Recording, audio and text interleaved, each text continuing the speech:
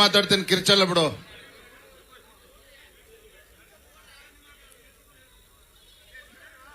ಅಣ್ಣ ಏ ಶಾರುಖ್ ಖಾನ್ ಕನ್ನಡಕ ತೆಗೆ ಒಂಚೂರು. ಹಾ, ಕೆಳಕ್ ಕೂತ್ಕೊಳ್ರಿ. ಅಲ್ಲಿ ಮಾಧ್ಯಮದವ್ರಿಗೆ ತೊಂದರೆ ಆಗ್ತಿದೆ, ಕೂತ್ಕ. ಯಾವ್ದು ಬ್ರ್ಯಾಂಡು?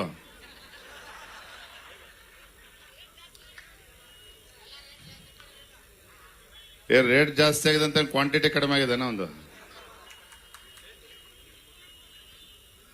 ನಿಜ ಹೇಳಬೇಕು ಅಂತ ಹೇಳಿದ್ರೆ ಇಂಥ ಉರಿ ಬಿಸಿಲಿನಲ್ಲೂ ಸಹ ಗದಗ್ನಲ್ಲಿ ಇಷ್ಟೊಂದು ಅಭೂತಪೂರ್ವವಾಗಿರ್ತಕ್ಕಂಥ ನಮ್ಮ ಜನಾಕ್ರೋಶ ಯಾತ್ರೆ ಆಗ್ತದೆ ಅಂತೇಳಿ ನಾನಂತೂ ನಿರೀಕ್ಷೆ ಮಾಡಿರ್ಲಿಲ್ಲ. ದೊಡ್ಡ ಸಂಖ್ಯೆಯಲ್ಲಿ ನಮ್ಮ ತಾಯಂದ್ರು ಕೂಡ ಬಂದಿದ್ದೀರಿ, ಯುವಕರು ದೊಡ್ಡ ಸಂಖ್ಯೆಯಲ್ಲಿ ಬಂದಿದ್ದಾರೆ. ಪಕ್ಷದ ಎಲ್ಲ ನಮ್ಮ ಹಿರಿಯ ಕಾರ್ಯಕರ್ತರು ಸಹ ಪಟಾಕಿ ನಿಲ್ಸ ಕೇಳೋಣ, ಅವ್ನು ಯಾರು ಪಟಾಕಿ ಹಚ್ಚೋದು ಬೇಡ ಅಂತೇಳಿ. ಇವತ್ತೆಲ್ಲ ಎಲ್ಲ ಸಮಾಜ, ಎಲ್ಲ ವರ್ಗದ ಜನ ಇವತ್ತು ಬಂದು ಭಾರತೀಯ ಜನತಾ ಪಾರ್ಟಿಗೆ ಆಶೀರ್ವಾದನ ಮಾಡಬೇಕು, ರಾಜ್ಯದ ಕಾಂಗ್ರೆಸ್ ಸರ್ಕಾರದ ವಿರುದ್ಧ ತಮ್ಮ ಆಕ್ರೋಶವನ್ನ ವ್ಯಕ್ತಪಡಿಸಬೇಕು ಅಂತೇಳಿ ದೊಡ್ಡ ಸಂಖ್ಯೆಯಲ್ಲಿ ತಾವೆಲ್ಲರೂ ಕೂಡ ಬಂದಿದ್ದಾರೆ. ಮೊಟ್ಟ ಮೊದಲಾಗಿ ತಮ್ಮೆಲ್ಲರಿಗೂ ಸಹ ನಾನು ಹೃತ್ಪೂರ್ವಕ ವಂದನೆಗಳನ್ನ ಈ ಸಂದರ್ಭದಲ್ಲಿ ಸಲ್ಲಿಸ್ತಾ ಇದ್ದೇನೆ. ವಿಶೇಷವಾಗಿ ನಮ್ಮ ಬಣಜಾರ್ ಸಮಾಜದ ನಮ್ಮ ತಾಯಂದ್ರು ನನಗೆ ಇವತ್ತು ಮಾಲೆಯನ್ನು ಹಾಕಿ ಇವತ್ತು ಆಶೀರ್ವಾದನ ಮಾಡಿದ್ದಾರೆ. ಅವರು ಕೂಡ ಈ ಸಂದರ್ಭದಲ್ಲಿ ಬಣಜಾರ್ ಸಮಾಜದ ಎಲ್ಲ ತಾಯಂದ್ರಿಗೆ ನಾನು ಈ ಸಂದರ್ಭದಲ್ಲಿ ವಂದನೆಯನ್ನು ಸಲ್ಲಿಸ್ತೇನೆ. ವೇದಿಕೆ ಮೇಲೆ ಆಸೀನರಾಗಿರ್ತಕ್ಕಂಥ ಪಕ್ಷದ ಎಲ್ಲ ಗಣ್ಯರೇ, ಯಾಕಂದ್ರೆ ಸಮಯ ಜಾಸ್ತಿ ಆಗಿದೆ, ಸಾಕಷ್ಟು ಉರಿ ಬಿಸಿಲಲ್ಲೂ ಕೂಡ ತಾವು ಕೂತಿದ್ದೀರಿ, ಮತ್ತು ತಾಳ್ಮೆನ ಪರೀಕ್ಷೆ ಮಾಡೋದಕ್ಕೆ ಹೋಗೋದಿಲ್ಲ. ವೇದಿಕೆ ಮೇಲೆ ಇರ್ತಕ್ಕಂಥ ಯಾವುದೇ ಒಬ್ಬ ಪಕ್ಷದ ಮುಖಂಡರ ಹೆಸರು ಹೇಳೋದಕ್ಕೆ ಹೋಗೋದಿಲ್ಲ. ವೇದಿಕೆ ಮೇಲೆ ಆಸೀನರಾಗಿರ್ತಕ್ಕಂಥ ಪಕ್ಷದ ಎಲ್ಲ ಹಿರಿಯ ಮುಖಂಡರೇ, ವೇದಿಕೆ ಮುಂಭಾಗದಲ್ಲಿ ಆಸೀನರಾಗಿರ್ತಕ್ಕಂಥ ಪಕ್ಷದ ಎಲ್ಲ ಹಿರಿಯ ಕಾರ್ಯಕರ್ತ ಬಂಧುಗಳೇ, ಶ್ರದ್ಧೆ ತಾಯಂದಿರೇ, ಪತ್ರಿಕಾ ಹಾಗೂ ಮಾಧ್ಯಮದ ಸ್ನೇಹಿತರೆ, 3 ಕಾರಣಗಳಿಗೆ ಭಾರತೀಯ ಜನತಾ ಪಾರ್ಟಿ ಜನಾಕ್ರೋಶ ಯಾತ್ರೆಯನ್ನ ನಾವು ಹಮ್ಮಿಕೊಂಡಿದ್ದೇವೆ. ಮೊದಲ ಕಾರಣ ಏನಪ್ಪಾ ಅಂತ ಹೇಳಿದ್ರೆ, ರಾಜ್ಯದಲ್ಲಿ ಇವತ್ತು ಸಿದ್ದರಾಮಯ್ಯ ನೇತೃತ್ವದ ಕಾಂಗ್ರೆಸ್ ಸರ್ಕಾರ ಅಧಿಕಾರಕ್ಕೆ ಬಂದಾಗಿನಿಂದ ಅಗತ್ಯ ವಸ್ತುಗಳ ಬೆಲೆ ಏರಿಕೆಯನ್ನು ಜಾಸ್ತಿ ಮಾಡಿದ್ದಾರೆ. 50ಕ್ಕೂ ಹೆಚ್ಚು ಅಗತ್ಯ ವಸ್ತುಗಳ ಬೆಲೆ ಏರಿಕೆಯನ್ನು ಜಾಸ್ತಿ ಮಾಡಿದ್ದಾರೆ.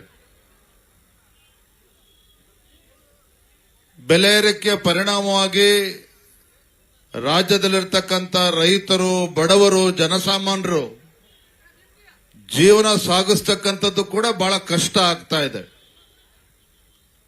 ಹಾಗಾಗಿ ಬೆಲೆ ಏರಿಕೆಯ, ಕಾಂಗ್ರೆಸ್ ಸರ್ಕಾರದ ಬೆಲೆ ಏರಿಕೆಯ ವಿಚಾರವನ್ನ ತೆಗೆದುಕೊಂಡಿದ್ದೇವೆ. ಅಲ್ಪಸಂಖ್ಯಾತರ ಓಲೈಕೆಯನ್ನ ಮಾಡತಕ್ಕಂಥ ನಿಟ್ಟಿನಲ್ಲಿ ಬಜೆಟ್ನಲ್ಲಿ ಯಾವ ರೀತಿ ಸಿದ್ದರಾಮಯ್ಯನವರು ಹಿಂದೂ ಸಮುದಾಯಕ್ಕೆ ಅನ್ಯಾಯ ಮಾಡ್ತಾ ಇದ್ದಾರೆ, ಈ ವಿಚಾರವನ್ನು ಕೂಡ ನಾವು ತೆಗೆದುಕೊಂಡಿದ್ದೇವೆ. 3ನೇದು, ಅಹಿಂದ ಹೆಸರು ಹೇಳಿಕೊಂಡು ರಾಜ್ಯದ ಅಧಿಕಾರದ ಚುಕ್ಕಾಣಿ ಹಿಡಿದಿರ್ತಕ್ಕಂಥ ಸಿದ್ದರಾಮಯ್ಯ ನೇತೃತ್ವದ ಕಾಂಗ್ರೆಸ್ ಸರ್ಕಾರ ಪರಿಶಿಷ್ಟ ಜಾತಿ, ಪರಿಶಿಷ್ಟ ಪಂಗಡಗಳ ಅಭಿವೃದ್ಧಿಗೆ ಮೀಸಲಿಟ್ಟಿರ್ತಕ್ಕಂಥ 1 ಅಲ್ಲ 2 ಅಲ್ಲ 38,500 ಕೋಟಿ ರೂಪಾಯಿಗಳನ್ನ ಇವತ್ತು ಬೇರೆ ಕಡೆಗೆ ಇವತ್ತು ವರ್ಗಾವಣೆ ಮಾಡಿಕೊಂಡಿದ್ದಾರೆ. ಹಣದ ದುರುಪಯೋಗನೂ ಕೂಡ ಆಗಿದೆ. ಇಂಥ ಭ್ರಷ್ಟ ಕಾಂಗ್ರೆಸ್ ಸರ್ಕಾರದ ವಿರುದ್ಧ ಜನಾಕ್ರೋಶ ಯಾತ್ರೆಯನ್ನು ನಾವು ಹಮ್ಮಿಕೊಂಡಿದ್ದೇವೆ. ಬಂಧುಗಳೇ, ಇವತ್ತು ಜನಾಕ್ರೋಶ ಯಾತ್ರೆ ಬಿಡೋಣ, ಅವನೀಗ ಅಂಗಡಿಯಿಂದ ಹೊರ ಬಂದ ಯಾಕೆ ತಲೆ ಕೆಡ್ಸ್ಕಂತ ಅವನ ಬಗ್ಗೆ ಇರ್ಲಿ ಬಿಡೋ ಅಣ್ಣ, ಇರ್ಲಿ ಬಿಡೋ. ಇವತ್ತು ಜನಾಕ್ರೋಶ ಯಾತ್ರೆ ಬೆಲೆ ಏರಿಕೆ ಬಗ್ಗೆ ಮಾತನಾಡೋದಾದ್ರೆ, ಪೆಟ್ರೋಲ್ ಮೇಲೆ 3 ರೂಪಾಯಿನ 3.5 ರೂಪಾಯಿನ ಜಾಸ್ತಿ ಮಾಡಿದ್ರು ಸಿದ್ದರಾಮಯ್ಯ ಸರ್ಕಾರ ಬಂದ ಮೇಲೆ. ಡೀಸೆಲ್ ಮೇಲೆ 5.5 ರೂಪಾಯಿ ಜಾಸ್ತಿ ಮಾಡಿದ್ದಾರೆ ಇಲ್ಲಿಯವರೆಗೂ. ನನಗೆ ನಿಜವಾಗ್ಲೂ ಕೂಡ ಅರ್ಥ ಆಗದೆ ಇರತಕ್ಕಂಥ ವಿಚಾರ ಏನಪ್ಪಾ ಅಂತ ಹೇಳಿದ್ರೆ, ಗ್ಯಾರಂಟಿಗಳ ಬಗ್ಗೆ ಸಾಕಷ್ಟು ಪ್ರಚಾರವನ್ನು ತೆಗೆದುಕೊಳ್ತಾ ಇದ್ದಾರೆ ಕಾಂಗ್ರೆಸ್ನವರು. ಅದು ಒಂದ್ ಕಡೆ ಇರಲಿ, ದಿನ ಬೆಳಗಾದ್ರೂ ಪತ್ರಿಕೆಗಳಲ್ಲಿ ಮಾಧ್ಯಮಗಳಲ್ಲಿ ಜಾಹೀರಾತುಗಳನ್ನ ಕೊಡ್ತಾ, ಅದಕ್ಕೆ ನಾನು ಎಲ್ಲಾ ಕಡೆ ಒಂದು ಮಾತನ್ನ ಹೇಳ್ತಾ ಇದ್ದೇನೆ. ನಮ್ಮ ಕರ್ನಾಟಕ ರಾಜ್ಯದಲ್ಲಿರ್ತಕ್ಕಂಥ ಕಾಂಗ್ರೆಸ್ ಸರ್ಕಾರ ಇದು ಜನಪ್ರಿಯ ಸರ್ಕಾರ ಅಲ್ಲ, ಇದು ಜಾಹೀರಾತಿನ ಸರ್ಕಾರ ಅಂತೇಳಿ ಪತ್ರಿಕೆಗಳಲ್ಲಿ ಟಿವಿಗಳಲ್ಲಿ ಅಡ್ವರ್ಟೈಸ್ಮೆಂಟ್ ಕೊಡ್ಕೊಂಡು ಇವತ್ತು ಜನರ ಕಣ್ಣಿಗೆ ಮಣ್ಣೆ ಇರ್ತಕ್ಕಂಥ ಕೆಲಸ ಮಾಡ್ತಾ ಇದ್ದಾರೆ. ನೀವು ಕೇಳಬಹುದು ಪತ್ರಿಕಾ ಮಾಧ್ಯಮದ ಸ್ನೇಹಿತರು, ವಿರೋಧ ಪಕ್ಷದವರಿಗೆ ನಮಗೆ ಬೇರೆ ಕೆಲಸ ಇಲ್ಲ, ಗ್ಯಾರಂಟಿಗಳಿಂದ ಸಿದ್ದರಾಮಯ್ಯನವರ ಜನಪ್ರಿಯತೆ ಜಾಸ್ತಿ ಆಗ್ತಾ ಇದೆ, ಉಪಚುನಾವಣೆಗಳು ಕೂಡ ಅವರೇ ಗೆದ್ರು, ಭಾರತೀಯ ಜನತಾ ಪಾರ್ಟಿಗೆ ಹೊಟ್ಟೆ ಹೊರಿ, ಅದಕ್ಕೋಸ್ಕರ ನೀವು ಜನಾಕ್ರೋಶ ಯಾತ್ರೆ ಅಂತ ನಿಮ್ಗೆ ಅನ್ನಿಸ್ಬೋದು. ಆದ್ರೆ ಒಂದು ಗೊತ್ತಿರಲಿ, ಪೆಟ್ರೋಲ್ ಮೇಲೆ 3.5 ರೂಪಾಯಿ ಜಾಸ್ತಿ ಮಾಡಿದ್ರು, ಡೀಸೆಲ್ ಮೇಲೆ 5.5 ರೂಪಾಯಿ ಜಾಸ್ತಿ ಮಾಡಿದ್ರು. ಇದರ ಲಾಭ ಇವತ್ತು ಕರ್ನಾಟಕ ರಾಜ್ಯದಲ್ಲಿ ಇವತ್ತು ಆಗ್ತಾನೆ ಇಲ್ಲ. ಸಿ ಪಾಟೀಲ್ರೆ, ಯಾವುದೇ ಒಂದು ಅಭಿವೃದ್ಧಿ ಕೆಲಸ ಕಾರ್ಯಗಳು ಆಗ್ತಾ ಇಲ್ಲ. ಕಳೆದ 2 ವರ್ಷದಲ್ಲಿ ಅಥವಾ ಕಳೆದ 20 ತಿಂಗಳಲ್ಲಿ ಸಿದ್ದರಾಮಯ್ಯನವರು ರಾಜ್ಯದ ಮುಖ್ಯಮಂತ್ರಿಗಳಾದ್ಮೇಲೆ, ರಾಜ್ಯದಲ್ಲಿ ಕಾಂಗ್ರೆಸ್ ಸರ್ಕಾರ ಬಂದ ಮೇಲೆ ಯಾವುದೇ ಒಂದು ಹೊಸ ಯೋಜನೆಗಳು, ಹೊಸ ಅಭಿವೃದ್ಧಿ ಕಾರ್ಯಕ್ರಮಗಳು, ಯೋಜನೆಗಳು ಗದಗ ಜಿಲ್ಲೆನೂ ಕೂಡ ಒಳಗೊಂಡಂತೆ ಯಾವುದೇ ಜಿಲ್ಲೆನಲ್ಲಿ ಇವತ್ತು ಯಾವುದೇ ಒಂದು ಅಭಿವೃದ್ಧಿ ಕೆಲಸ ಕಾರ್ಯಗಳು ಘೋಷಣೆ ಆಗಿಲ್ಲ. ನಾನಿವತ್ತು ಸವಾಲನ್ನ ಹಾಕ್ತೇನೆ ಮಾನ್ಯ H.K. ಪಾಟೀಲ್ರು. ಹಿಂದೆ ಯಡಿಯೂರಪ್ಪನವರು ರಾಜ್ಯದ ಮುಖ್ಯಮಂತ್ರಿಗಳಿದ್ದಾಗ, ಬಸವರಾಜ ಬೊಮ್ಮಾಯಿಯವರಿದ್ದಾಗ, ಬಿಜೆಪಿ ಸರ್ಕಾರ ಇದ್ದಾಗ ನನಗೆ ಗೊತ್ತಿರೋ ಪ್ರಕಾರ ಗದಗ ಜಿಲ್ಲೆಗೆ ಸುಮಾರು 4 ರಿಂದ 5 ಸಾವಿರ ಕೋಟಿ ರೂಪಾಯಿ ಅನುದಾನವನ್ನ ಕೊಟ್ಟಿದ್ರು. ಇವತ್ತು ಸಿದ್ದರಾಮಯ್ಯನವರು ಮುಖ್ಯಮಂತ್ರಿಗಳಾದ್ಮೇಲೆ ಎಷ್ಟು ಸಾವಿರ ಕೋಟಿ ಅನುದಾನ, ಸಾವಿರ ಬೇಡ, ಸಾವಿರದ ಬಗ್ಗೆ ದೊಡ್ಡ ಮಾತನಾಡೋದೇ ಬೇಡ. ಕಾಂಗ್ರೆಸ್ ಸರ್ಕಾರದಲ್ಲಿ ಎಷ್ಟು 100 ಕೋಟಿ ರೂಪಾಯಿಗಳನ್ನ ಗದಗ ಜಿಲ್ಲೆ ಅಭಿವೃದ್ಧಿಗೋಸ್ಕರ ನೀಡಿದ್ದಾರೆ. ಇವರ ಯೋಗ್ಯತೆಗೆ ಕುಡಿಯೋ ನೀರಿನ ಹಾಹಾಕಾರವನ್ನ ಸರಿಪಡಿಸೋದಕ್ಕೆ ಸಾಧ್ಯ ಆಗಿಲ್ಲ. ಕುಡಿಯೋ ನೀರಿಗೆ ಹಾಹಾಕಾರ ಇತ್ತು ಗದಗ ಜಿಲ್ಲೆನಲ್ಲಿ, ಕುಡಿಯೋ ನೀರಿನ ಹಾಹಾಕಾರವನ್ನ ಸರಿಪಡಿಸೋದಕ್ಕೆ ಸಾಧ್ಯ ಆಗಿಲ್ಲ. ಇನ್ನು ಅಭಿವೃದ್ಧಿಗೆ ದುಡ್ಡು ಕೊಡ್ತಕ್ಕಂಥ ಪ್ರಶ್ನೆನೇ ಉದ್ಭವ ಆಗೋದಿಲ್ಲ. ಇದು ಇಲ್ಲಿರ್ತಕ್ಕಂಥ ಸಚಿವರು, ಕಾಂಗ್ರೆಸ್ ಪಕ್ಷ ಶಾಸಕರು ಅರ್ಥ ಮಾಡ್ಕೋಬೇಕು. ನಮಗೆ ಸಿದ್ದರಾಮಯ್ಯನವ್ರ ಬಗ್ಗೆ ಹೊಟ್ಟೆವರೇನೂ ಇಲ್ಲ. ಆದ್ರೆ ನೋಡಿ, ಒಂದು ಕ್ಷಣ ಯೋಚನೆ ಮಾಡಿ, ಯಾಕಂದ್ರೆ ಬಹಳಷ್ಟುಗಳ ಗ್ಯಾರಂಟಿ ಬಗ್ಗೆ ಚರ್ಚೆ ಮಾಡ್ತೇವೆ. ಯಡಿಯೂರಪ್ಪನವರು ಮುಖ್ಯಮಂತ್ರಿಗಳಿದ್ದಾಗ ರೈತ ತನ್ನ ಹೊಲಕ್ಕೆ ಪಂಪ್ಸೆಟ್ಗೆ ವಿದ್ಯುತ್ ತಗೋಬೇಕು ಅಂತ ಹೇಳಿದ್ರೆ 25,000 ರೂಪಾಯಿ ಕಟ್ಟಿದ್ರೆ ಸಾಕಾಗ್ತಿತ್ತು. ಟ್ರಾನ್ಸ್ಫಾರ್ಮರ್ ಹಾಕ್ಬಿಟ್ಟು ವಿದ್ಯುತ್ ಕನೆಕ್ಷನ್ ಸಿಗ್ತಾ ಇತ್ತು. 25,000 ರೂಪಾಯಿ ಕಟ್ಟಿದ್ರೆ ಸಾಕಾಗ್ತಾ ಇತ್ತು. ಬಿಜೆಪಿ ಸರ್ಕಾರದಲ್ಲಿ ರೈತನ ಹೊಲಕ್ಕೆ ವಿದ್ಯುತ್ ಸಂಪರ್ಕ ಸಿಗ್ತಾ ಇತ್ತು. ಗ್ಯಾರಂಟಿ ಘೋಷಣೆ ಮಾಡಿರ್ತಕ್ಕಂಥ ಸಿದ್ದರಾಮಯ್ಯ ಸರ್ಕಾರದ ಪರಿಣಾಮ ಏನು? ಇವತ್ತು 2.5 ರಿಂದ 3 ಲಕ್ಷ ರೂಪಾಯಿ ಕಟ್ಟಬೇಕು ರೈತ. 2.5 ರಿಂದ 3 ಲಕ್ಷ ರೂಪಾಯಿ ಕಟ್ಟಬೇಕು ರೈತ ತನ್ನ ಹೊಲಕ್ಕೆ ವಿದ್ಯುತ್ ಸಂಪರ್ಕ ತೆಗೆದುಕೊಳ್ಬೇಕು ಅಂತ ಹೇಳಿದ್ರೆ. ಇವತ್ತು ಹಾಲಿನ ದರ 9 ರೂಪಾಯಿ ಜಾಸ್ತಿ ಮಾಡಿದ್ದಾರೆ. ಇವತ್ತು ಹಾಲು ಗ್ರಾಮೀಣ ಭಾಗದಲ್ಲಿ ಬಡವರು, ರೈತರು ಮನೆಗೆ 1 ಲೀಟರ್ 2 ಲೀಟರ್ ಹಾಲು ಖರೀದಿ ಮಾಡಿ ಮಕ್ಕಳಿಗೆ ಒಂದು ಪೌಷ್ಟಿಕ ಆಹಾರ ಕೊಡಬೇಕು ಅಂತೇಳಿ ಹಾಲನ್ನು ಕೂಡ ಖರೀದಿ ಮಾಡ್ತಾರೆ. ಅರೆ 20 ತಿಂಗಳಲ್ಲಿ 9 ರೂಪಾಯಿ ಹಾಲಿನ ದರ ಜಾಸ್ತಿ ಆದ್ರೆ ಪಾಪ ಬಡವರು ಏನಾದ್ರು ಮಾಡ್ಬೇಕಾಗದ್ರೆ? ನೀವು ಕೂಡ ನಿಮ್ ಯೋಗ್ಯತೆಗೆ 2,000 ರೂಪಾಯಿ ಕೊಡ್ತೀರಿ ಮನೆಯಲ್ಲಿ ಮಹಿಳೆಗೆ ಅಂತೇಳಿ, ಅದು ಕೂಡ ಸರಿಯಾಗಿ ತಲುಪ್ತಾ ಇಲ್ಲ.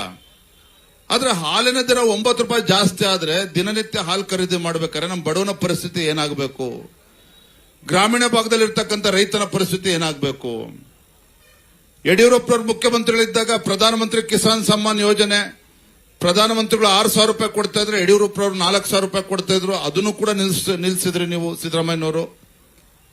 ಯಡಿಯೂರಪ್ಪನವರು ಮುಖ್ಯಮಂತ್ರಿಗಳಿದ್ದಾಗ ಎಲ್ಲಾ ಸಮುದಾಯಗಳಿಗೆ ಇವತ್ತೇನು ಸಿದ್ದರಾಮಯ್ಯನವರು ಬೊಬ್ಬೆ ಹೊಡಿತಾರಲ್ಲ, ಅಹಿಂದ ನಾಯಕ ಅಂತೇಳಿ, ಸುಮ್ನೆ ಇವೆಲ್ಲ ಬೂಟಾಟಿಕೆರಿ. ಸರ್ಕಾರ ಬಂದು 20 ತಿಂಗಳ ಮೇಲೆ ಆಯ್ತು. ಸಿದ್ದರಾಮಯ್ಯನವರಿಗೆ ಅಲ್ಪಸಂಖ್ಯಾತರು ನೆನಪಾಗ್ತಾ ಇದ್ದಾರೆ ವಿನಃ ಹಿಂದುಳಿದ ಸಮುದಾಯಗಳು ನೆನಪೇ ಆಗ್ತಾ ಇಲ್ಲ. ಇವತ್ತು ಯಡಿಯೂರಪ್ಪನವರು ಮುಖ್ಯಮಂತ್ರಿಗಳಿದ್ದಾಗ ಬಣಜಾರ ಅಭಿವೃದ್ಧಿ ನಿಗಮ ಮಾಡಿದ್ರು. ಅದೇ ರೀತಿ ವಾಲ್ಮೀಕಿ ಅಭಿವೃದ್ಧಿ ನಿಗಮ ಮಾಡಿದ್ರು. ಅದೇ ರೀತಿ ಇವತ್ತು ಮೀನುಗಾರರಿಗೆ ಅನುಕೂಲ ಆಗಬೇಕು ಅಂತೇಳಿ ಅಭಿವೃದ್ಧಿ ನಿಗಮ ಮಾಡಿದ್ರು. ಇವತ್ತು ರಾಜ್ಯದ ವಾಲ್ಮೀಕಿ ಅಭಿವೃದ್ಧಿ ನಿಗಮವನ್ನು ಮಾಡಿದ್ರು. ಅದೇ ರೀತಿ ಹಡಪದ ಅಪ್ಪಣ ಸಮಾಜಕ್ಕೆ ಅನುಕೂಲ ಆಗಬೇಕು ಅಂತ ಈ ತರ ಎಲ್ಲ ಹಿಂದುಳಿದ ಸಮುದಾಯಗಳಿಗೂ ಕೂಡ ಅನುಕೂಲ ಆಗಬೇಕು ಅಂತೇಳಿ ಪ್ರತ್ಯೇಕವಾಗಿ ಅಭಿವೃದ್ಧಿ ನಿಗಮಗಳನ್ನ ಮಾಡಿದ್ರು. 100 ಕೋಟಿ ಅನುದಾನವನ್ನು ಕೊಟ್ಟಿದ್ರು. ಆದ್ರೆ ಸಿದ್ದರಾಮಯ್ಯ ಸರ್ಕಾರ ಬಂದ ಮೇಲೆ ಯಡಿಯೂರಪ್ಪನವರು 300-400 ಕೋಟಿ ರೂಪಾಯಿ ಕೊಡ್ತಿದ್ರು, ಈಗ 10 ಕೋಟಿ 15 ಕೋಟಿ ರೂಪಾಯಿ ಕೊಡ್ತಾ ಇದ್ದಾರೆ. ಇವತ್ತು ಹಿಂದುಳಿದ ಸಮುದಾಯದ ಹೆಸರು ಹೇಳಿಕೊಂಡು ಮುಖ್ಯಮಂತ್ರಿಗಳಾಗಿ ಅದ ಎಲ್ಲ ಹಿಂದುಳಿದ ಸಮುದಾಯಗಳಿಗೆ ಅನ್ಯಾಯ ಮಾಡ್ತಾ ಇದ್ದಾರೆ ಸಿದ್ದರಾಮಯ್ಯನವರು. ಈ ರೀತಿ ಬೆಲೆ ಏರಿಕೆ ಒಂದೇ ಗ್ಯಾರಂಟಿ. ಇವತ್ತು 6ನೇ ಗ್ಯಾರಂಟಿ ಬಗ್ಗೆ ಸಿದ್ದರಾಮಯ್ಯನವರು ಮಾತನಾಡ್ತಾ ಇಲ್ಲ. 6ನೇ ಗ್ಯಾರಂಟಿ ಏನಪ್ಪಾ ಅಂತ ಹೇಳಿದ್ರೆ ಬೆಲೆ ಏರಿಕೆ ಗ್ಯಾರಂಟಿ ಸಿದ್ದರಾಮಯ್ಯನವರದು. ಇವತ್ತು ಶಕ್ತಿ ಯೋಜನೆ ಬಗ್ಗೆ ಮಾತಾಡ್ತಾರೆ. ನಮ್ಮ ತಾಯಂದ್ರು ದೊಡ್ಡ ಸಂಖ್ಯೆಯಲ್ಲಿದ್ದೀರಿ, ನಮ್ಮ ಬಣಜಾರ ಸಮಾಜದ ತಾಯಂದ್ರು ಕೂಡ ಇದ್ದಾರೆ. ಇವತ್ತು ಸರ್ಕಾರಿ ಬಸ್ಗಳು ಗ್ರಾಮೀಣ ಭಾಗದಲ್ಲಿ ಓಡಾಡ್ತಾನೆ ಇಲ್ಲ. ಇಡೀ ರಾಜ್ಯದಲ್ಲಿ ಸಾವಿರಾರು ಬಸ್ಗಳು ಗ್ರಾಮೀಣ ಭಾಗದಲ್ಲಿ ಓಡಾಡ್ತಕ್ಕಂಥ ಸರ್ಕಾರಿ ಬಸ್ಗಳು ಓಡಾಡ್ತಾ ಇಲ್ಲ. ಇವತ್ತು ರಾಜ್ಯ ಸರ್ಕಾರ ಕೆಎಸ್ಆರ್ಟಿಸಿಗೆ 6,500 ಕೋಟಿ ಇವತ್ತು ಕೊಡಬೇಕಾಗಿದೆ. ಗ್ರಾಮೀಣ ಭಾಗದಲ್ಲಿ ಶಾಲಾ ಕಾಲೇಜಿಗೆ ಹೋಗ್ತಕ್ಕಂಥ ಮಕ್ಕಳು ಇವತ್ತು ಬಸ್ಗಳು ಇಲ್ಲದೆ ಇವತ್ತು ಪರದಾಡ್ತಾ ಇದ್ದಾರೆ. ಸಿದ್ದರಾಮಯ್ಯನವರೇ ಗ್ರಾಮೀಣ ಭಾಗದಲ್ಲಿ ಬಸ್ ಕೊಡಿ, ಶಾಸಕರಾಗಿ ಗೆದ್ದಿದ್ದೇವೆ, ನಮ್ಗೆ ಅನುದಾನ ಕೊಡಿ, ಇವತ್ತು ಶಾಲಾ ಕಾಲೇಜುಗಳು ಕಟ್ಟಬೇಕು, ಆಸ್ಪತ್ರೆಗಳು ಕಟ್ಟಬೇಕು ಅಂತ ಹೇಳಿದ್ರೆ ಯಾವುದೂ ಅನುದಾನ ಕೊಡ್ತಾ ಇಲ್ಲ. ಸಿದ್ದರಾಮಯ್ಯನವರ ಕಾಳಜಿ ಏನೋ, ಮುಸಲ್ಮಾನರು ಹೆಣ್ಮಕ್ಳು ಬಡವರು ಮದುವೆ ಆಗ್ತಾರೆ ಅಂದ್ರೆ 50,000 ರೂಪಾಯಿ ಕೊಡ್ತಾರಂತೆ. ನಮಗೇನು ವಿರೋಧ ಇಲ್ಲ, ಹಿಂದೂ ಹೆಣ್ಮಕ್ಳು ಯಾಕೆ ಕೊಡ್ತಾ ಇಲ್ಲ ನೀವು? ಮುಸಲ್ಮಾನರಲ್ಲೂ ಕೂಡ ಬಡವರಿದ್ದಾರೆ, ಹೆಣ್ಮಕ್ಳಿಗೆ 50,000 ಮದುವೆ ಕೊಡ್ತೀರಿ ಅಂತ ಹೇಳಿದ್ರೆ ಹಿಂದೂಗಳಲ್ಲಿರ್ತಕ್ಕಂಥ ಹೆಣ್ಮಕ್ಳು ಕೂಡ ಬಡವರಿದ್ದಾರೆ, ಮದುವೆ ಆಗ್ಬೇಕು, ಅವ್ರಿಗೆ ಯಾಕೆ 50,000 ಕೊಡ್ತಾ ಇಲ್ಲ? ಇವತ್ತು ಹಿಂದೂಗಳು ಮುಸಲ್ಮಾನರು ಮಕ್ಕಳು ಇವತ್ತು ಹೊರದೇಶಕ್ಕೆ ಉನ್ನತ ಶಿಕ್ಷಣಕ್ಕೆ ಹೋಗ್ಬೇಕು ಅಂತ ಹೇಳಿದ್ರೆ 30 ಲಕ್ಷ ರೂಪಾಯಿ ಕೊಡ್ತೀನಿ ಅಂತ ಹೇಳಿ ಸಿದ್ದರಾಮಯ್ಯ ಇವತ್ತು ಭರವಸೆ ಕೊಟ್ಟಿದ್ದಾರೆ, ಬಜೆಟ್ ಅಲ್ಲಿ ಹೇಳಿದ್ದಾರೆ. ಆದ್ರೆ ನಮ್ಮ ಹಿಂದೂಗಳಲ್ಲಿರ್ತಕ್ಕಂಥ ಮಕ್ಕಳು ಕೂಡ ಹೊರದೇಶಕ್ಕೆ ಉನ್ನತ ಶಿಕ್ಷಣಕ್ಕೆ ಹೋಗ್ಬೇಕು ಅಂತ ಹೇಳಿದ್ರೆ ಅವ್ರಿಗೆ ಯಾಕೆ ನೀವು 30 ಲಕ್ಷ ರೂಪಾಯಿ ಕೊಡೋದಿಲ್ಲ? ಹಾಗಾದ್ರೆ ಈ ರೀತಿ ತಾರತಮ್ಯ ಮುಸಲ್ಮಾನರ ಕಣ್ಣಿಗೆ ಬೆಣ್ಣೆ, ಹಿಂದೂಗಳ ಕಣ್ಣಿಗೆ ಇವತ್ತು ಸುಣ್ಣ ಹಚ್ಚತಕ್ಕಂಥ ಕೆಲಸ ಇವತ್ತು ಸಿದ್ದರಾಮಯ್ಯನವರು ಏನ್ ಮಾಡ್ತಾ ಇದ್ದಾರೆ? ನಾನಲ್ಲ, ರಾಜ್ಯದ ಜನ ಕೇಳ್ತಾ ಇದ್ದಾರೆ. ಸಿದ್ದರಾಮಯ್ಯನವರೇ, ಕೇವಲ ಮುಸಲ್ಮಾನರಷ್ಟೇ ನಾವು ವೋಟ್ ಹಾಕಿರ್ತಕ್ಕಂಥದ್ದು, ಹಿಂದೂಗಳು ಹಾಕಿಲ್ವಾ ನಿಮ್ಗೆ ಅಂತೇಳಿ ಕಾಂಗ್ರೆಸ್ ಇವತ್ತು ಕೇಳ್ತಾ ಇದ್ದಾರೆ. ಇವತ್ತು ಟ್ರಿಪಲ್ ತಲಾಕ್, ಭಾರತೀಯ ಜನತಾ ಪಾರ್ಟಿ ಮುಸಲ್ಮಾನರು ವಿರೋಧಿಗಳಲ್ಲ. ಟ್ರಿಪಲ್ ತಲಾಕ್ ಅನ್ನ ತೆಗೆದು ಅಲ್ಲಿರ್ತಕ್ಕಂಥ ಮುಸಲ್ಮಾನ್ ಹೆಣ್ಮಕ್ಳಿಗೂ ಕೂಡ ನ್ಯಾಯ ಕೊಡಬೇಕು ಅಂತೇಳಿ ಟ್ರಿಪಲ್ ತಲಾಕ್ ಅನ್ನು ಕೂಡ ನರೇಂದ್ರ ಮೋದಿ ಸರ್ಕಾರ ತೆಗೆದಿರ್ತಕ್ಕಂಥದ್ದು. ಈ ರೀತಿ ಪ್ರಾಮಾಣಿಕ ಕೆಲಸ ಮಾಡ್ತಾರೆ ಕೇಂದ್ರ ನರೇಂದ್ರ ಮೋದಿ ಸರ್ಕಾರ. ಆದ್ರೆ ಸಿದ್ದರಾಮಯ್ಯನವರು ಏನು ಬ್ರಿಟಿಷ್ ಕಾಲದಲ್ಲಿ ಇತ್ತಲ್ಲ ಒಡೆದಾಳುವ ನೀತಿ, ಆ ಒಡೆದಾಳುವ ನೀತಿಯನ್ನು ಇವತ್ತು ಸಿದ್ದರಾಮಯ್ಯನವರು ಅನುಸರಿಸ್ತಾ ಇದ್ದಾರೆ ವಿನಃ ಇವರು ರಾಜ್ಯದಲ್ಲಿ ಒಬ್ಬ ಮುಖ್ಯಮಂತ್ರಿಗಳಾಗಿ ಎಲ್ಲ ಸಮುದಾಯಗಳಿಗೆ ನ್ಯಾಯ ಕೊಡಬೇಕು ಅಂತಕ್ಕಂಥ ಯಾವುದೇ ಒಂದು ಪ್ರಾಮಾಣಿಕವಾಗಿರ್ತಕ್ಕಂಥ ಕಳಕಳಿ ಇಲ್ಲ. ಯಾಕೆ ಸಿದ್ದರಾಮಯ್ಯನವರು ಬಬ್ಬೆ ಹೊಡಿತಾ ಇದ್ದಾರೆ? ಈಗ ಇನ್ನೇನು ಮುಖ್ಯಮಂತ್ರಿ ಸ್ಥಾನಕ್ಕೆ ಯಾವ ಕ್ಷಣಕ್ಕೆ ರಾಜೀನಾಮೆ ಕೊಡ್ತಾರಲ್ಲೋ ಗೊತ್ತಿಲ್ಲ. ಯಾಕಂದ್ರೆ ಅವ್ರು 2 ವರ್ಷ ಆದ್ಮೇಲೆ ಮುಖ್ಯಮಂತ್ರಿ ಕುರ್ಚಿ ಬಿಟ್ಟುಕೊಡಬೇಕು ಅಂತೇಳಿ ಕಾಂಗ್ರೆಸ್ ನಲ್ಲಿ ಚರ್ಚೆ ನಡೀತಾ ಇದೆ.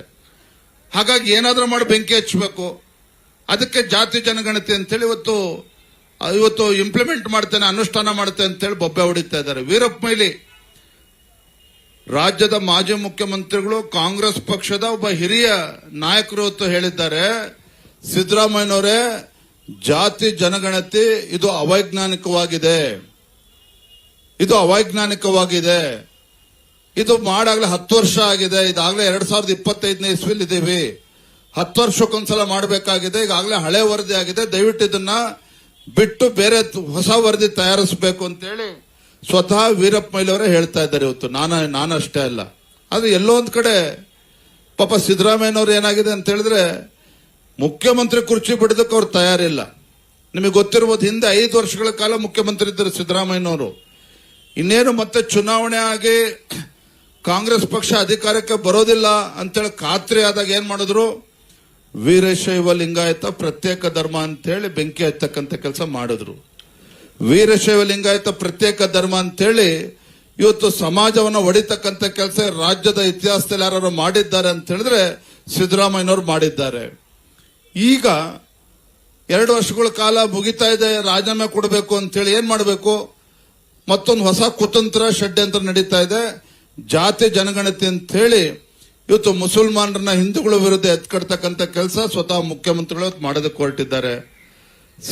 ಸಮಾಜಗಳ ಮಧ್ಯೆ ಒಂದು ಕಂದಕವನ್ನ ಸೃಷ್ಟಿ ಮಾಡಿ ಸಮಾಜಗಳ ಮಧ್ಯೆ ಬೆಂಕಿ ಹತ್ತಕ್ಕಂಥ ಕೆಲಸ ಸಿದ್ದರಾಮಯ್ಯ ಮಾಡಕ್ಕೆ ಹೊರಟಿದ್ದಾರೆ ಬಂಧುಗಳೇ. ಹಾಗಾಗಿ ಇವತ್ತು ಸಾಕಷ್ಟು ಸಮಯ ಆಗಿದೆ, ನಾನು ಹೆಚ್ಚು ಮಾತನಾಡೋದಕ್ಕೆ ಪಾಪ ಅವಾಗಿನ ಬಿಸ್ಕಲ್ ತಾವೆಲ್ಲರೂ ಕೂಡ ಇದ್ದೀರಿ.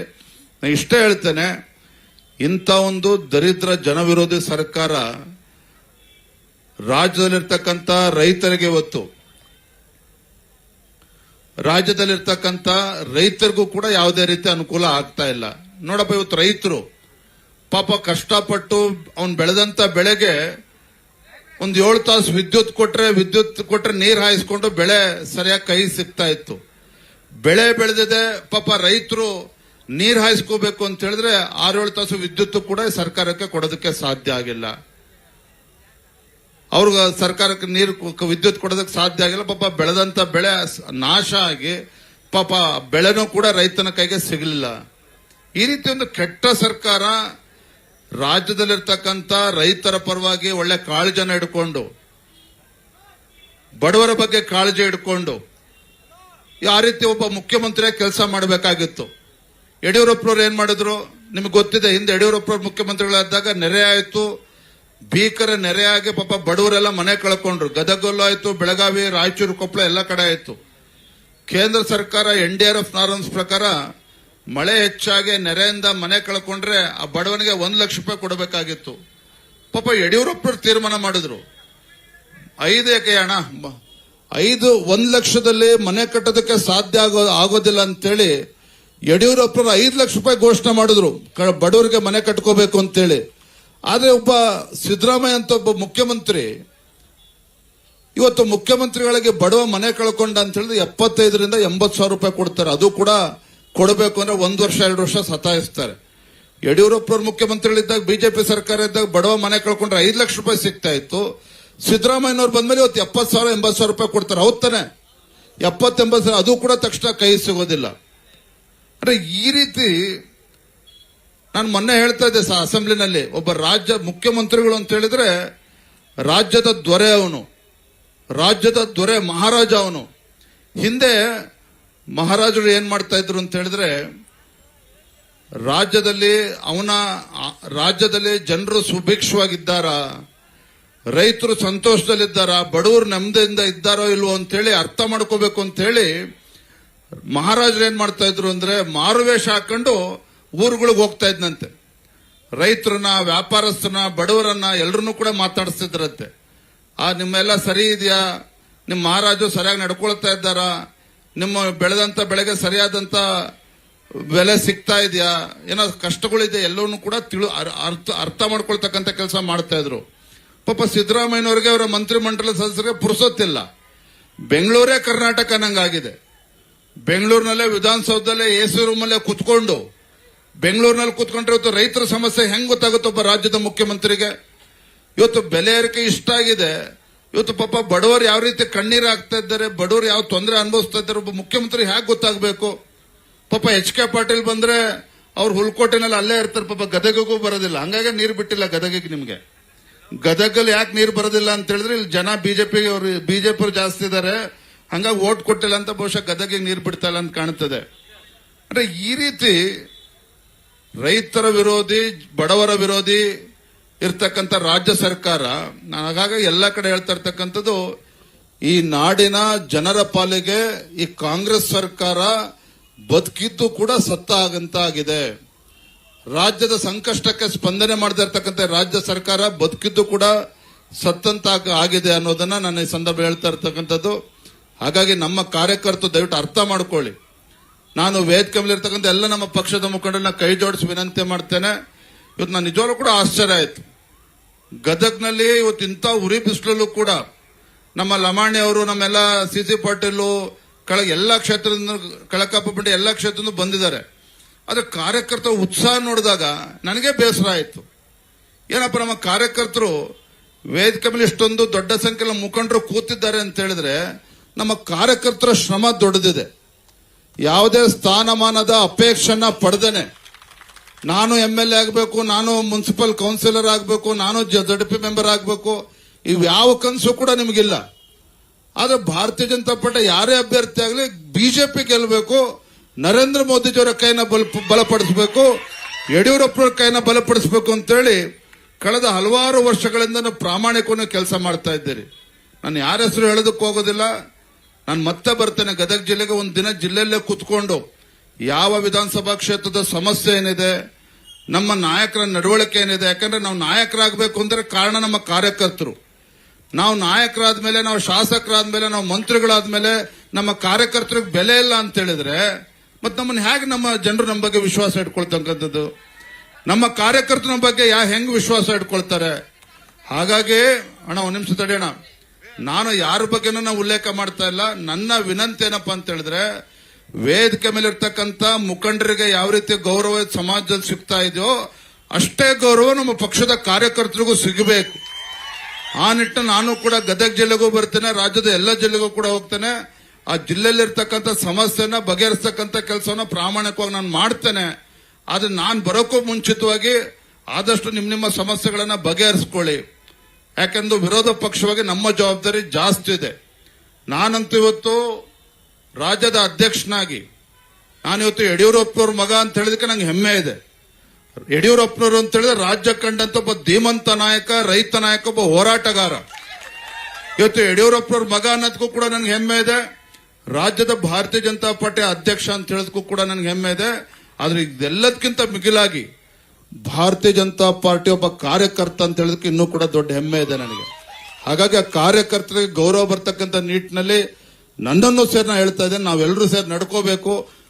ಅದರ ಮುಖೇನ ಪಕ್ಷವನ್ನ, ಸಂಘಟನೆಯನ್ನ ಬಲಪಡಿಸತಕ್ಕಂಥ ಕೆಲಸ ಮಾಡೋಣ.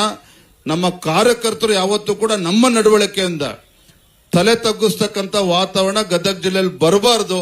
ಆ ನಿಟ್ಟಿನಲ್ಲಿ ನಾವೆಲ್ಲರೂ ಕೂಡ ಒಟ್ಟಾಗಿ ಶ್ರಮವನ್ನು ಹಾಕೋಣ ಅನ್ನೋ ಮಾತನ್ನು ಹೇಳ್ತಾ ತುಂಬಾ ಸಂತೋಷ ಆಗಿದೆ. ನಮ್ಮ ತಾಯಂದ್ರು ಕೂಡ ನಾನು ತುಂಬಾ ಸಂತೋಷ ಇವತ್ತು. ಯಾಕಂದ್ರೆ ಇಂಥ ಉರಿ ಬಿಸಿಲಲ್ಲೂ ಕೂಡ ತಾವು ದೊಡ್ಡ ಸಂಖ್ಯೆಯಲ್ಲಿ ತಾವೆಲ್ಲರೂ ಕೂಡ ಬಂದಿದ್ರಿ.